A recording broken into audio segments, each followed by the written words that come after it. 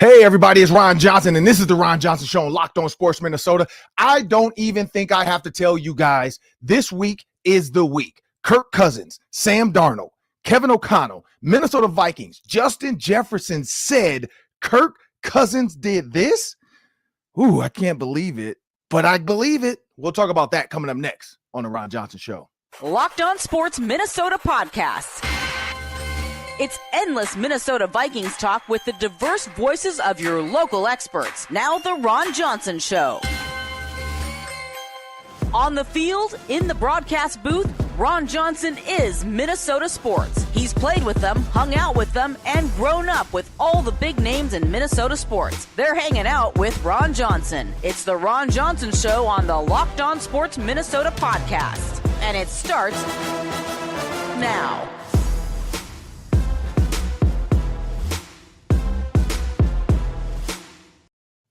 Hey, everybody, it's Ron Johnson. It's a snowy, cold Tuesday, but you know what?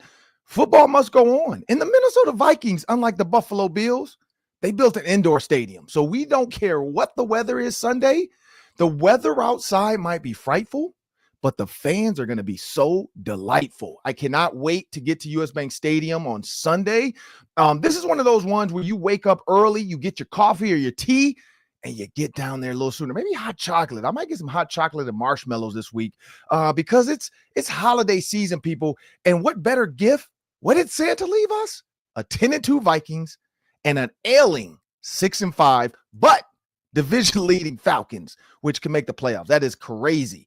But Minnesota Vikings, Atlanta Falcons is coming up this week. But before I bring my producer to the show, we got to jump into this because the Gophers have the axe. Shout out to the oar behind me. I got the axe my last year, so we'll talk about that a little bit on the show. And then, of course, we got the Daily 3. That's 3 questions. We're going to spend about a minute or two each today.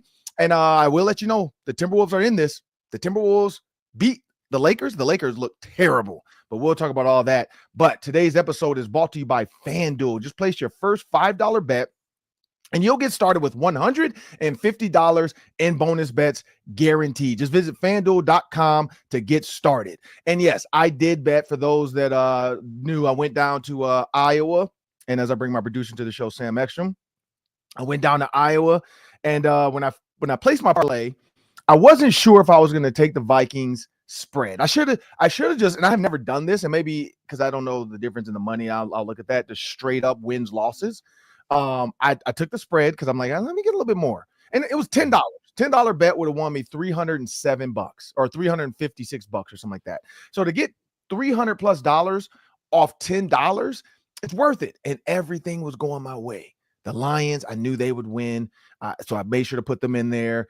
But the Steelers end up winning. Mike Tomlin, shout out to Mike Tomlin being mic'd up. He was the feds. I was nervous about that one early on because the Bengals were scoring at will and the Steelers won. And then Sam, the Vikings.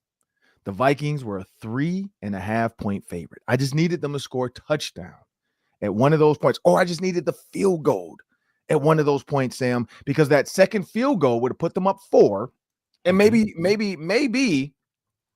the Arizona Cardinals, because they would have been down, would have had to go for a touchdown and the Vikings win. And they still win by 4. Like, it wouldn't have, it couldn't have worked out better for me. But no, Vikings let me down. So that's why a lot of people say, man, be careful with those parlays, but they're so fun. But Sam, I'm not gonna wait any more time, Sam. Kirk Cousins is heading to town. Santa Claus is coming to town. Kirk Cousins is coming to town. Kirk is coming to town. And Justin Jefferson was asked, how's the relationship? He said, I haven't talked to Kirk because I'm paying off the tees. I haven't talked to Kirk since he left. Now, for those that understand, you got friends, you got lifelong friends, you got teammates that would become friends, and then you have work friends. Kirk Cousins and Justin Jefferson clearly were work friends. Now, he did say we're going to catch up on the sideline, whatever, pregame. We'll do the little handshake for the world to talk about it. You know, they're going to speculate. But Justin Jefferson kind of like, I don't know if he meant to say it that way, but he's like, yeah, I haven't talked to Kirk since he left here. So clearly that relationship wasn't what we thought it was. And understandably so. Age different, lifestyle difference, like married with kids, cold shopper compared to like young single, just out here living life guy. You know, like it's two different guys. Like one's a video game guy, one's not. One's going to be on the front row, touch the wood at basketball games. The other guy is trying to get a suite. Like it's different lifestyles. But Kirk Cousins not reaching out to Justin Jefferson at any point this season, like when he passed the record, became top 5 in the nation, you know, whatever fifth best receiver to ever do it. Are you surprised at that?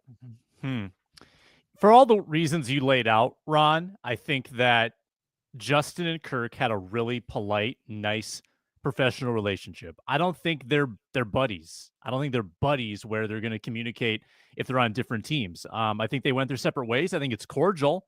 I think that there'll be like we'll get the video from Fox on Sunday of you know, them high-fiving or whatever, doing the handshake on the sideline. They'll tell some jokes and then part ways. I'm more intrigued, Ron, about the reception that Kirk's going to get from that crowd.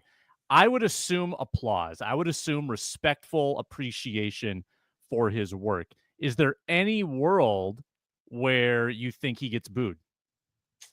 Because he did voluntarily leave, Ron. There was an offer on the table. He decided to leave. Yeah, and so here's the thing. Like, so yeah, he didn't force his way out of Minnesota. It wasn't like Stephon Diggs-ish, even though the fans have been fine with, like, Diggs came back and there was no booing. There was just, you know, Minneapolis Miracle. We love you. We get it. It's a business. And I think it was so far gone. He had been with the Bills and now with the Texans. So I think some of the even now fans forget about what Stephon Diggs and how he got his way out. Kirk Cousins just was opportunistic. Like he saw a team that had a need. He knew the Vikings were going to draft a quarterback. And he was like, look, I don't want to be a bridge guy. I don't want to be here for a year or two. I want guaranteed long-term for 4 more years. I mean, he said he can play to 40. Like he's thinking he's on the Drew Brees track. He's going to play to 40. And we all know at some point, every player falls off a cliff. Every player. And we'll talk about that in Daily 3. Like, I wonder, is this LeBron's cliff? Like, because he didn't look great against the Timberwolves, missed a lot of shots, missed a lot of easy stuff. So there's a cliff at some point. There's always a cliff. And whether you decide to fall off of it or you decide to walk back the other way and retire before you fall off of it. And that's where it comes down with Kirk. So I don't know. I don't know what the fans, you know, because like there's no big moments. Like he didn't do the Minneapolis Miracle. He did have the fade route to Rudy push off. I guess Rudy probably going to be in the building for this one. You know, maybe some of the old teammates of Kirk Cousins will be in the building for this one and be on the sideline. So, you know, but I just don't know. I don't know. Like, I wonder, here's the one thing, and I'm going to ask Kirk this if I get a chance to. And maybe I'll even text Thielen this. I wonder if Thielen and Kirk have talked. You know, because was that a real friendship? Or was that not? Because you, like I said, on teams, we always see this. You see the guys that like spend Christmas together. They do holiday parties together with the teams and the fan. You know, the offensive line does their Christmas party. The quarterbacks might do one. The receivers might do a little gift giving. But you tend to see, like, I think there was one with like Kirk and a couple offensive linemen, Thielen, a tight end, you know, so it was like that group that like are friends and their wives are friends and their wives are like, I don't know if you ever seen this, but Caitlin Thielen used to post this. The wives trip to the game. They'd have their own little jet and they'd all get on the plane and go to where, you know, whether it was Vegas or whether it was Green Bay. You know, I know they did the Green Bay morning flight because there's a flight out of Signature Airport in EP. Get your little private jet. It takes you over to Green Bay. He sits at the airport and waits. You guys come back, whatever time you fly back. I don't know. It's like 30 grand. You know, nothing. A bunch of wives can't split up between themselves. Everybody, you know, chip in $5 grand or $4 grand or something. And you get a nice, easy flight over to Green Bay. Actually, more than that, because less than that, because I think it's like 10 of them, 10 or 12. So I think it's like a 12-seater. So, you know, $2 grand, $2,500 gets you to the game, you know. And so that's what I wonder is like, what kind of friendship was that? Like, has Kirk talked to Adam Thielen? But here's where I go with this. With Kirk coming to the building, 2023 Kirk Cousins was on pace to have one of his best seasons, Sam. On pace. When you look at the numbers, he was almost 70% completions under Kevin O'Connell, almost 70% completions. And so you look at the completions of that, you know, 7.5 yards per pass, TDs, 18, 5 interceptions. He only had 17 sacks. Sam, his QBR at that point, his QBR was 64. 64, which for those that don't know, QBR has other stuff involved. It has like who's going to run, and Kirk Cousins right now his QBR is like 52. And so to have 12 basis points difference under Kevin O'Connell, here's who was at the top at this point. This is before Kirk got hurt. And in that season, you got Brock Purdy, you got Josh Allen, you got Lamar Jackson, you got Justin Herbert, you got Matthew Langston Stafford, and then you had Kirk Cousins. You know who was after Kirk Cousins, Sam? Patrick Mahomes, Jordan Love, Tua Tagovailoa, Jared Goff, Jalen Hurts. So that's a list of lists when you talk about QBR, when you talk about passer rating, and again, I get QBR. We know, I think it was like Mort Anderson. I can't remember who actually came up with it at ESPN, but QBR was created by their group. And they were just like, look, let's come up with a different stat because, passer rating is just passing. Like QBs are more than just passers. They have to run it. And what QBR ended up doing long-term, we didn't know this. And no, I don't think anybody figured it was going to help out guys like Lamar Jackson and Josh Allen. Guys that are willing to pull the ball down and run get way more stats because they're considered football plays. They're not just sitting back there throwing the ball away like an Eli Manning. Because if you look at passer rating, you always had, and here's what it was that year. It was Brock Purdy, Dak Prescott, and then Kirk Cousins. That was 1, 2. Mason Rudolph is in there, but he only had played 4 games, so I can't give him that. But you look at Kirk Cousins, Brock Purdy, Dak Prescott, Kirk, and then you have Lamar Jackson. So Lamar Jackson's QBR was 65.4, Kirk's was 64, but his passer rating was 102, Kirk's was 103. So you can kind of see there's a little bit different because Kirk's more of a passer. He had threw the ball per game was higher, 291 yards per game to Lamar Jackson's 230. But Lamar Jackson, we know on the ground, ridiculous runner, ridiculous all-around quarterback. But when you talk about like one of the best seasons he was on pace for in his career under Kevin O'Connell, fast forward to those Atlanta Falcons, 67.4. And here's the tail of the tape. Let's do a little tail of the tape. 67%, both Sam Darnold and Kirk Cousins. Kirk's thrown the ball 400 times, basically. Sam, 350. 246 per game for Sam, 254 for Kirk. Not a big difference there. 2952 for Sam, 3052. So 100 yards, literally exactly 100-yard difference between the two. Yeah. 23 TDs to 17. Now that's where Sam Darnold edges him. 10 interceptions to 13. That's where Kirk loses again. And here's the thing, too. Under Kevin O'Connell, Kirk Cousins one full season, I think 2022, only had 14 interceptions total. He's at 13 already. So coaching matters. That's what I don't think people give enough credit to Kevin O'Connell. Coaching matters. He made Kirk Cousins way better. And we saw it 2022, he was getting there. 2023, he was taking over. And it was like 2 years with Kevin O'Connell, Kirk Cousins had it down. That's why a lot of people are like, man, could you imagine Sam Darnold 2 seasons with Kevin O'Connell? 36 sacks this year for Sam, 24 for Kirk, so his line's been better. But QBR, and we go to this. Who's deciding to pull the ball down and run? Who's making the right decision in tough plays? Who's expected passes versus completed? So what they expect you to do versus what you do. Sam's QBR, 56. Kirk's, 54. Passer rating. This is even crazy now. 102.5 is Sam Darnold's passer rating, Sam, to 90 for Kirk Cousins. And so when you talk about dollars, investment, ROI, what's my return on my investment? Sam Darnold is the higher return on the investment when you look at what you're getting for what you paid and what you're paying for what you get. Sam Darnold wins this. And I'm a Kirk Cousins guy. Y'all know that. I've always supported Kirk Cousins. I always will support Kirk. I mean, I got the jersey right here. I'm debating on bringing it to the game and asking him to sign it for me. I know we're not supposed to do that, but I'm like, if I'm outside beforehand and then I catch him coming in because I'm going early, I might do that because I'm like, what am I gonna do with this number 8 Kirk Cousins jersey? Like, is this gonna sit here in a pile? No, let's get it framed, let's get it signed, and it'll be, I got Spice Adams signed one, Kirk Cousins, I got Jerome Bettis. Like, I don't get jerseys signed, but as I get older, I'm like, I need to do it. Like, if I know people, why not get them to sign? So I'm thinking about I'm gonna put it in my bag anyway for running to Kirk with my bag. Hey, man, sign a jersey for me quick, man. Maybe he'll do an exchange. Maybe he'll take his jersey out of his duffel. He just got his game worn jersey for that day. Maybe he'll exchange with you. Maybe I should bring my Gopher bowl game jersey from when we lost to Oregon. I got the Sun Bowl patch on it. So, it's a one of one. It's there's only one Sun Bowl jersey out there with the patch. But Sam, when I throw those numbers out to you, like, what are your thoughts? Because that's what this is going to come down to. All pregame show, all postgame show. Everybody's going to talk about Kirk versus Sam Darnold. Did the Vikings make the right decision? Are the Falcons dumb for paying Kirk that much money? But when you hear those numbers, like the passer rating alone, 102.5 to 90, that's a big gap. When you talk about passer rating, knowing Kirk Cousins is a passer, like that's the only reason you bought him in. Yeah, and the interceptions too. Like we think we've been frustrated by Darnold with the interceptions. Imagine Atlanta fans right now. He throws 4 picks against the Chargers, tied his career high in a very winnable game. And even though the AFC or the NFC South is bad and they could still win the division, they should be running away with the division. Kirk is in one of the biggest slumps of his career. And Ron, you know this about Kirk. He watches the league. He pays attention to the league. He knows exactly what's happening in Minnesota without him. He is so aware of it. And that's got to mess with your mind, right?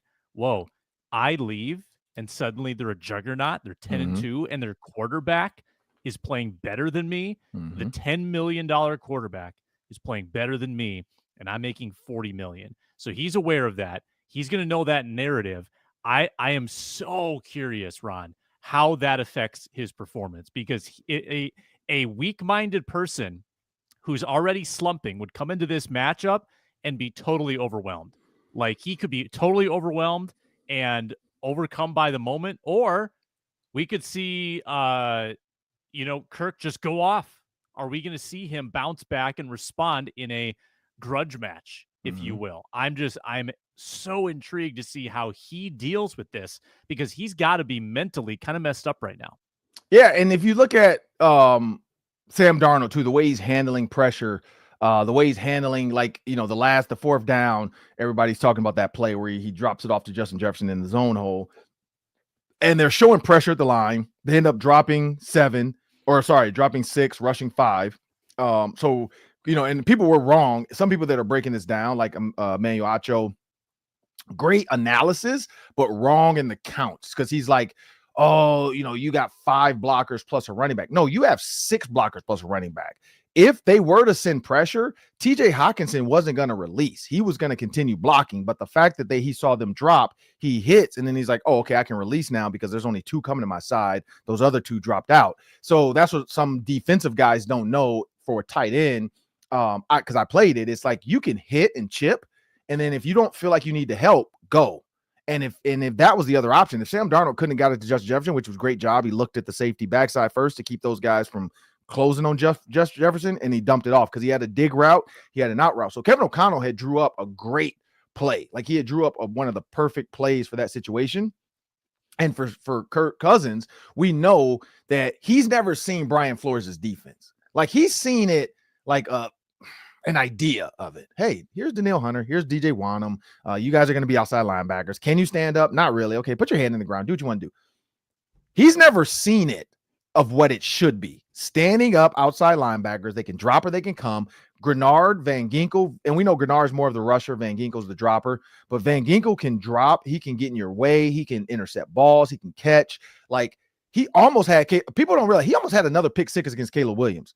Like, he jumped the flat route, but Caleb Williams pumped and was like, oh, shoot. And then he waited for Van Ginkel to go flying by, and then he threw it to the bubble by the running back. But if you go back and watch that play, even if he throws that right away, he has his, like, what I don't even know what number he's on for those, but like 5 or 6. Like, he has his 5th pick 6 or 6th pick 6. Like, he was that close to getting it, but Caleb Williams probably knew too. Like, his coach probably said, hey, look, be aware. Like, if this dude does not just rush. He's rushing up the field to get in your way. Because if he rushes flat, he has an easy throw to the running back. He rushed wide and jumped and did the hand thing, and then Caleb jumped it. Kirk hasn't seen that. He's watched it on film, but he doesn't really know the philosophy of what Brian Flores is teaching. What do they know? They know Kirk. They know exactly what Kirk struggles with. They know exactly what his eyes do when he's confused. I think Brian Flores is probably going to coach one of his best games we've seen. And here's the thing, hopefully it's not a repeat, because this is the second Minnesota team that's facing their former quarterback. You had the Gophers face Ethan Kaliakmanis. Ethan Kaliakmanis stood up to the test. He came out firing on all cylinders, had one of his best games of his career. Is this going to be a repeat? Is this a Minnesota thing?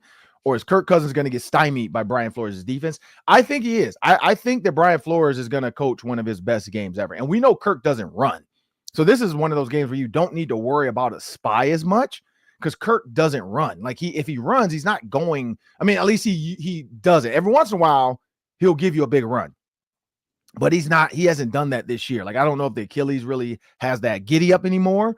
I don't know if it's fully healthy because this would be a full year, I think, like a week ago would have been like a full true year for his Achilles to heal because he did it in week 8.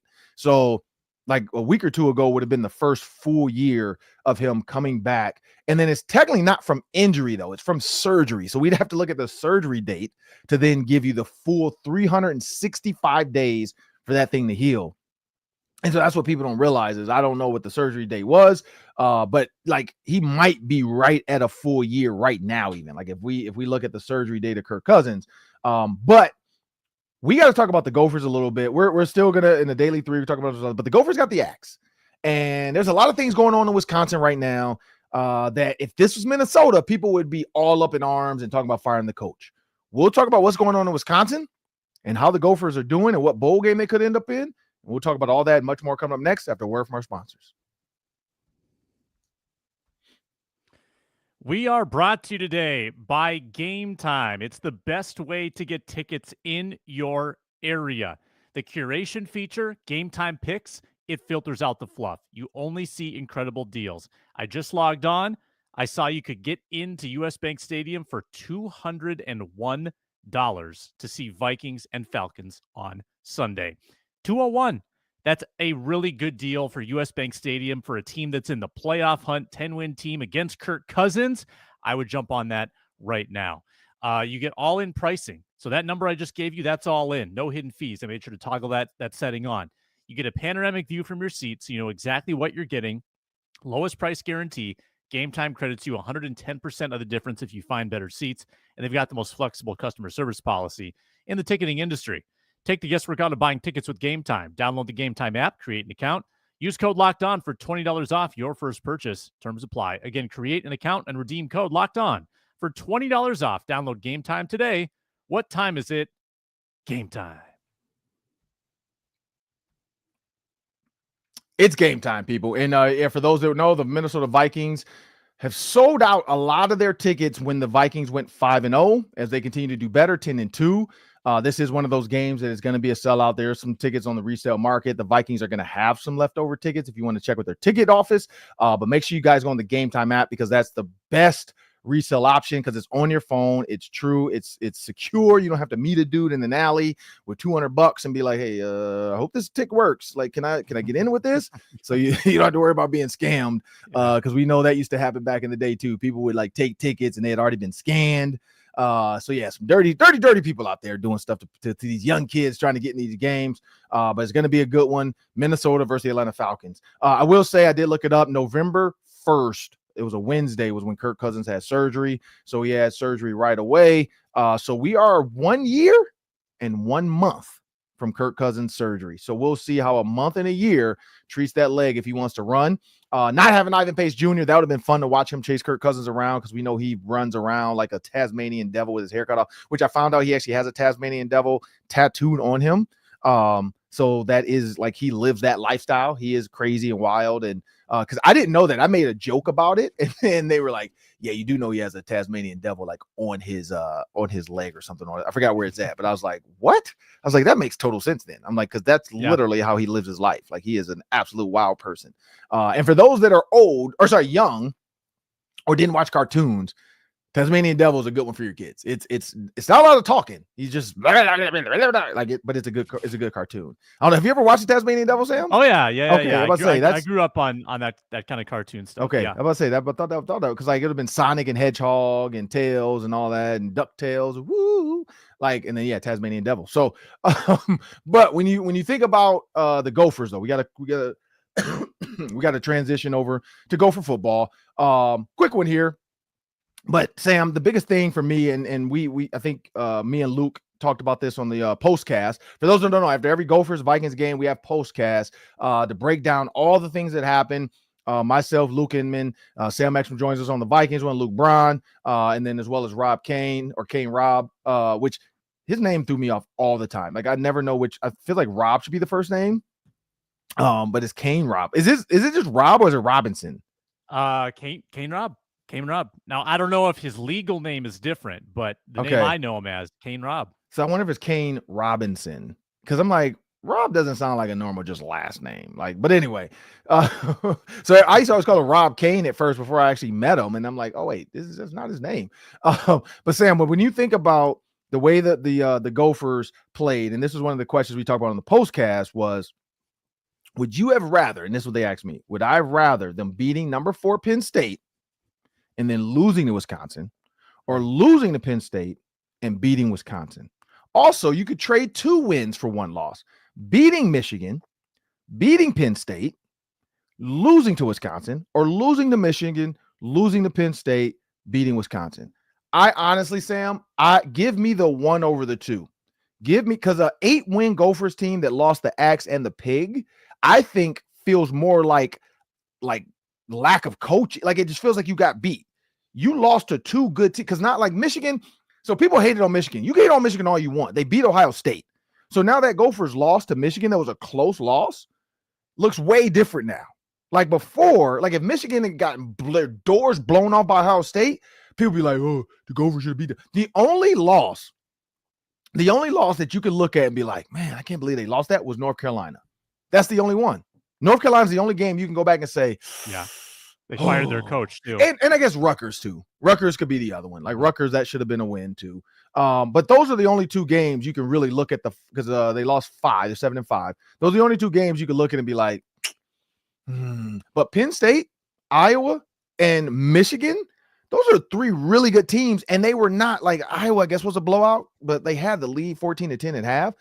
But Michigan and Penn State, those were like, they were winnable games. And these are like Michigan beat Ohio State. Say whatever you want. It's a tough team, good team with athletes. They got a bunch of guys going to the NFL. You got Penn State going into the final, whatever, they're going to be in the Final 4, most likely.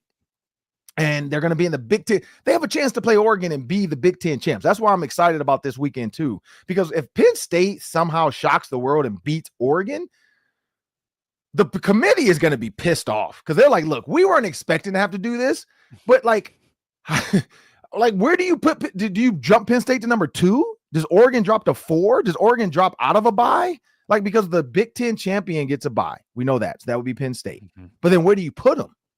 And that's where I think everybody's going to be confused. But for the Gophers to win the Axe, Sam, I would rather lose to Michigan and Michigan and Penn State and beat Wisconsin because it feels better. Like going into this bowl season, leaving the season with a win, having the Axe, that's what matters. Like fans are not going to care about a loss to Michigan or a loss to North Carolina or Rutgers. If we had lost the Axe, it'd be a totally different feeling right now. And that's just how I feel. I don't know. What are your thoughts? I want the Penn State game back. Ooh. I would exchange Wisconsin for Penn State because that's a top 5 team, Ron. They could win the national championship. And you had them on the ropes. You played your heart out, fumbled it away to some extent, and then couldn't get a stop at the end. 26-25. The fact that it was so tantalizingly close, you could have stormed the field in your home finale and sent off the seniors that way. True. I want that one back. I mean, you listed off all the trophy games, right? And I don't know if people care as much about the governor's bell. But they do, but yeah, I mean, I want the top 5 win. Yeah. So I mean, for strength of schedule, bowl game opportunity, I get that. But here's the thing, though: if you beat Penn State, who's number 4 in the country, and you turn around and lose to Wisconsin, that feels a little bit like what's going on in Ohio State, like 10-1, and you lose to Michigan. Like, could you imagine a Gophers team being 10-1 and losing to a 5-6 Wisconsin team? I think people are still yelling like, PJ, are you kidding me right now? Like, what are you doing? Like, that's why Ryan Day, people are looking at him like, really? And it's crazy. He's 10-2. He's 10-2. And people are saying he might get fired if he doesn't win a national championship because they spent $20 million in NIL. They went out and got what's his name? Chip Kelly to come in and help him out. Like, they did everything in the world to lay it out for this guy to win a national championship and win a Big Ten championship, and he's not even going to go to the Big Ten championship. The only thing that saves him is getting to the national championship, because even if he loses, at least he got there. But if he loses like in the first round or something, like, could you imagine that? 10-3, a 10-win coach getting fired? I don't think that's ever happened. Ever. 10 wins, and you're going to fire me? Like, ever. He hasn't had a losing season, and they're going to fire him. Like, so that's why I feel like if you beat Penn State and you lose to Wisconsin, that feels a little bit fireable. Like that, I mean, and Gophers, the Gophers wouldn't. But I'm just saying, like, that feels like Twitter would erupt about lack of coaching, ineptitude, not smart. How do you get out coached by Luke Fickell? Like, Luke Fickell sucks. Luke Fickell might get fired. And to pay off the tease on that, for those that haven't seen it, Amari Snowden, and the only reason I know this because he's my nephew. Basically, I played with his dad in Little League. We grew up together, went to rival high schools, but we grew up together playing for the Raiders, Eastside Raiders in Detroit, Michigan. So Bernard Snowden is his dad. When I played pro and arena and all that stuff, Bernard would fly out with a group of my friends from Detroit and hang out with us. So that's my guy. His son committed to Cincinnati, just like Makari Page, same size, 6'4", 210 DB. PJ offered him. He committed to Cincinnati. Then Luke Fickell goes to Wisconsin. He uncommits from Cincinnati. He wants to follow Luke Fickell to Wisconsin. Comes to Wisconsin. Doesn't really play. It doesn't fit what they're trying to do here. He doesn't fit their mold of player, like of what they want. Like, he's a true corner that can play safety. And that's where I think Wisconsin is lacking vision. Like, look at Makari Page, 6'4", safety. They put him in the nickel linebacker safety spot like Jack Henderson. And he's made a bunch of big hits. I mean, he's number 7 for Michigan, is my cousin. He's the one that knocked out the quarterback from Ohio State. Like, he put that big hit on him. That's where I see Amari Snowden playing. And so he's back in the portal. And so I don't know if PJ is going to take a third swing at him. But I already tweeted to him, like, look, like, if you want to be a good DB, man, this is a school because they're going to set you up to be successful here. Like, they're going to put you in the Jack Henderson spot early on because they're going to be without a guy like that. And they're going to be without a linebacker that can play safety, can play corner, can cover. And he could fit it. I don't know if he does it or not. They also have another DB that's hit the portal. So I don't know if it's going to follow. I mean, because like now the season just ended. So you're going to have, and they're not bowl eligible. So now players aren't even practicing. They're not even hanging out with the coach. They're just, hey, weight room. Whenever you get a chance, here's your weight room schedule. Make sure you guys get weights. Yeah. Some of these guys are like, man, this is bogus. Like, we're supposed to be going to bowl games. And that's why I love the fact that Gophers put them in this turmoil. Luke Fickell's going to say, I don't have my guys. I didn't have the guys I needed. We had injury this season, blah, blah. But imagine that. If this was PJ Fleck not being bowl eligible right now to this point, and he had a bunch of guys start to hit the portal that were young, that were good, 4-star, like Amari is a 4-star safety, or 4-star corner or DB. People will be like, oh, we got to get rid of PJ because he's losing the team. Team doesn't, he has no control over the locker room anymore. And that's part of Ryan Day's issue too. Like the fight, he had no control over that fight. Like a head coach, a leader of men, he should have been in there grabbing guys. Get your butt to the locker room. Get to the locker room. Like, they want to plant a flag. So what? You can't fight them now. Fight them during the game. Don't fight them now. Like, that's what would have been my. I'd have been yelling at every scene, and I'd have been writing down names. And like, you're running on Monday. You're running on Monday. You're running on Monday. Like, you're like, get to the locker room. Like, they want to plant a flag. Hey, beat them. Beat them before. Beat them during the game. Don't fight them now. You ain't want to fight them during the game. So that's why I think Ryan Day's under fire too. But with the Gophers beating Wisconsin, Sam, here's the way I look at that too. It was a dominant performance. At no point was Wisconsin ever in the game. And I think that's the way you have to finish your season heading to a bowl game, because right after that game, they got another commit. Big offensive tackle, 6'4", 280 pounds. Like, that's what happens. When you win those games on national TV and you go to a bowl game, kids are like, man, okay, I see what they're going to do now. And they know Quinn Carroll's leaving. They know Ariante Ursery's leaving. So they know some offensive line spots are opening up too. So they got another person in the boat. Do you see a turn? Like, do you see Wisconsin? Do you see Luke Fickell being able to turn this around? Or does it feel a little like they're going to go through that lull? Because I look back, like in the 90s, the Gophers won the Axe 4 times in a row. Do you feel like this? Because PJ's won it 4 out of 7 times now. And that's what people don't give him credit for. This is the best, like besides, like I said, I went back to the 90s, or I think it was 90s, and they won 4 straight. But 4 out of 7, that's the best since like the 90s. Do you feel like people are giving him credit for that? Do you feel like this could be a down time, like the next couple of years of Wisconsin football? Yeah, I want to give Fickell, if he retains his job, which probably isn't a guarantee at this point, but the transfer portal makes it so hard. When you change leadership, you are accepting the risk that a lot of people are going to leave. A lot of people will leave before your first year because it's a new coach. And then a lot of people will leave after your first year if they didn't like you, if they didn't like the new regime. And I think that happened at Wisconsin to some extent. And the Badgers endured some portal hardship, and they're still enduring it. And it's kind of a dangerous cycle because people leave, you lose, more people leave, you lose, and it's hard to stop that. I would give him another year if I'm Wisconsin, but it might not be that easy to climb out unless they can really commit some major NIL money, get a great quarterback in there, because it does come down to quarterback play, Ron. You know this. Like, the Gophers got a good one, Max Brosmer. The Badgers did not have a good quarterback. The Wolverines didn't have a good quarterback this year. That's Michigan. They're the champions. They didn't have a good quarterback this year. Comes down to quarterback play. They didn't have it. And when you don't have a quarterback, then your run game that you're known for can't really cook. It can't really do its thing. So I think it's going to be tough. It's going to be tough for Wisconsin to climb out of the rut. But hey, we're seeing it a little bit with Nebraska, with Matt Rule. I think they started to turn the right way a little bit this year. Maybe Wisconsin's on that similar track. Yeah, and for Wisconsin, again, when you look at Luke Fickell, year 2, year 1, they can say like, oh, those, you won with those players that weren't yours. Now these are a lot of your players now. These are what you wanted. I don't know what that looks like, because when you think about PJ Fleck, ever since he took over, it kept climbing. Every year he's gotten better. He's had a really good year when Bateman and Johnson and Crab and Tanner, he's had some dips, but it's never been like, whoa, they're just bad. It's been like 7 games, really? Really? 8 games? But they've been right around there. And so it's like, if you think about this year, and every broadcast talked about this, they could easily been 10-2, easily 10-2. Like, if you still give them the Penn State loss, which I'm fine with that, and you can give them the Iowa loss, even, I think they should have beat Michigan, because those were turnovers that shouldn't have happened. Iowa, they just got their butts kicked in the second half. But you give them those 2 losses. Rutgers should have been a win. That's just, I felt like, well, one, we know Darius Taylor wasn't healthy, because you can tell the difference in a healthy Darius Taylor versus that game. He looked tired. He looked like, after that first run, even, he was like, he had no wiggle, no bounce, no push.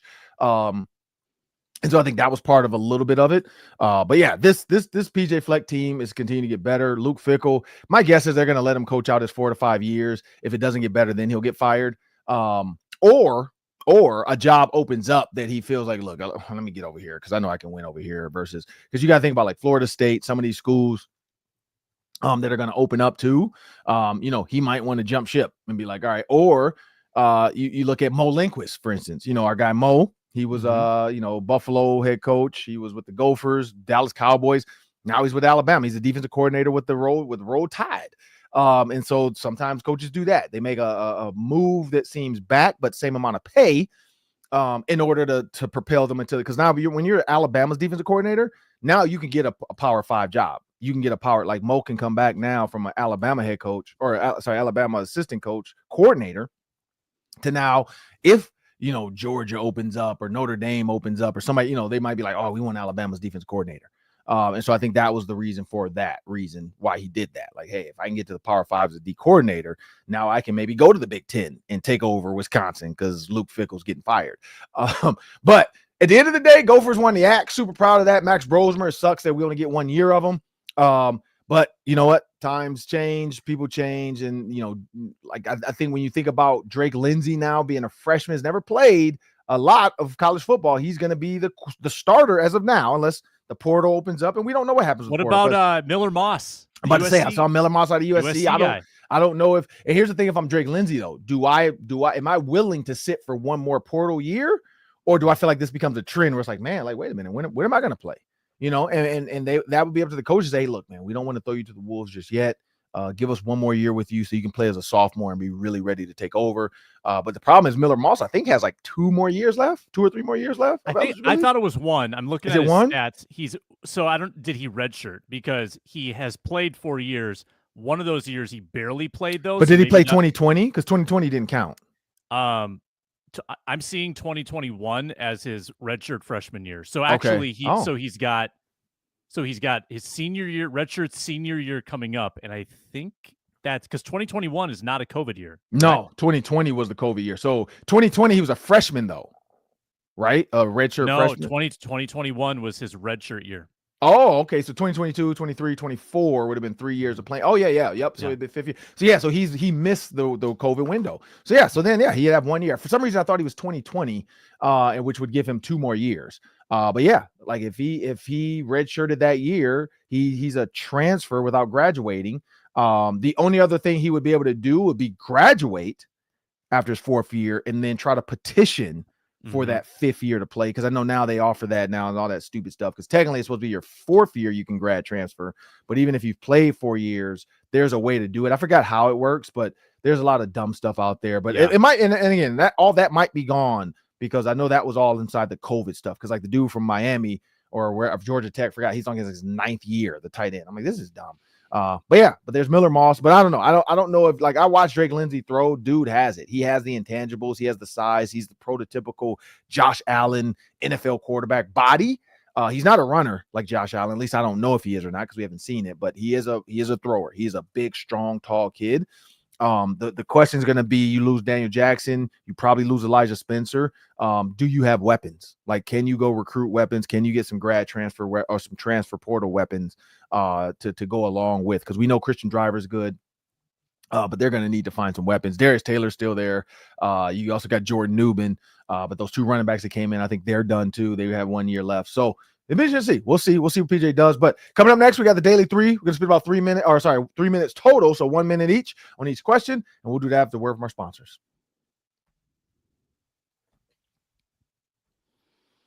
We are brought to you today by FanDuel. It's America's #1 sportsbook for a reason, because they've got all the wagering options. It's every line, it's every league, it's NFL, NBA, NHL, college basketball, college football, and new customers right now can bet $5 and get $150 in bonus bets if their $5 bet wins. Bet 5, get 150, FanDuel.com, and the FanDuel Sportsbook app. You can take a look at the Vikings and Falcons game. Not only can you bet the spread, you can bet the money line, the over-under, but there are dozens of prop bets. Score by quarter, passing yards, receiving yards, rushing yards, kicking yards. There's so many options at FanDuel. You can bet before the game. You can bet live during the game, so never waste a hunch. And make every moment more at FanDuel, an official sportsbook partner of the NFL.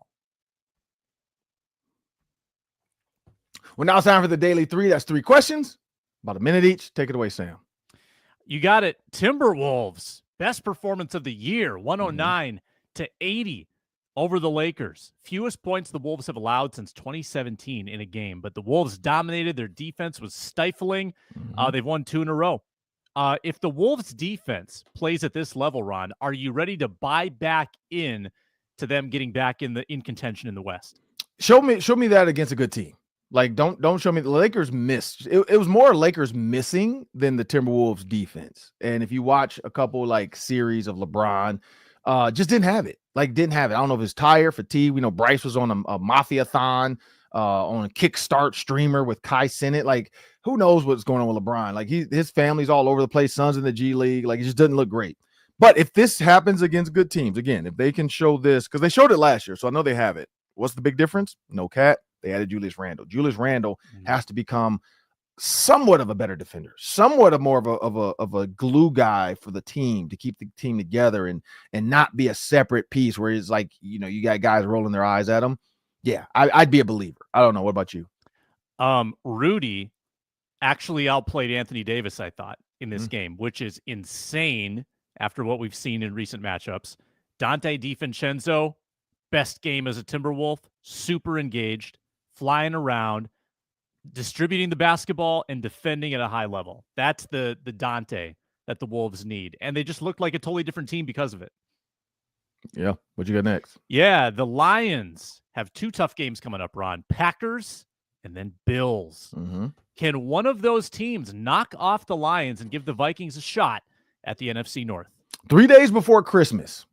Don't underestimate traveling to Chicago 3 days before Christmas. So your family's in your ear about the Christmas tree and gifts and baby, I need $10,000 from my mama to get a new whatever down payment on her car. Like it can weigh on you. It can weigh on you. And so the Bears are not a bad team.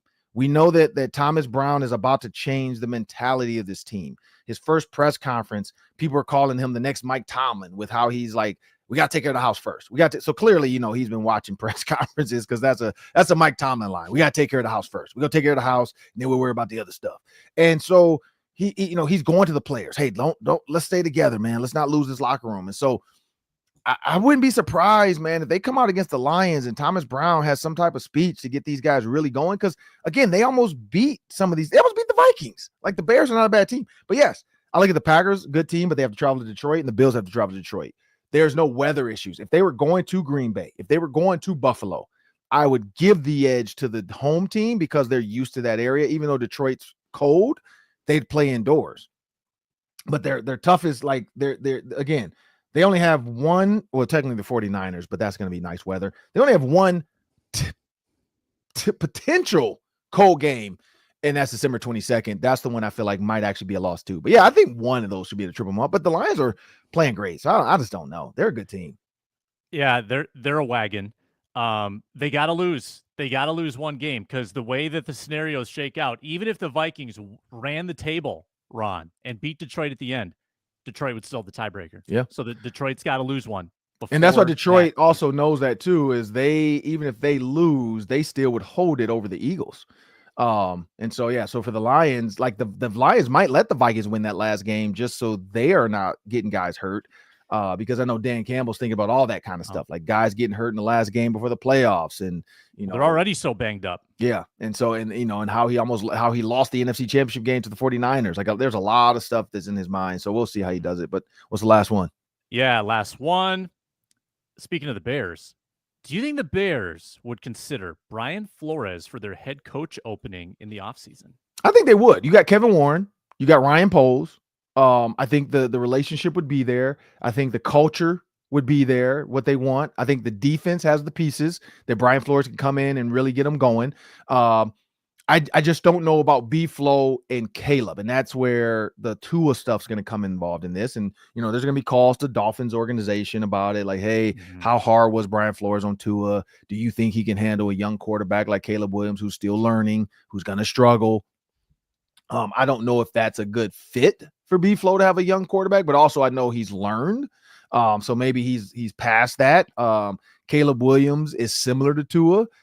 Caleb Williams has been coddled his whole life.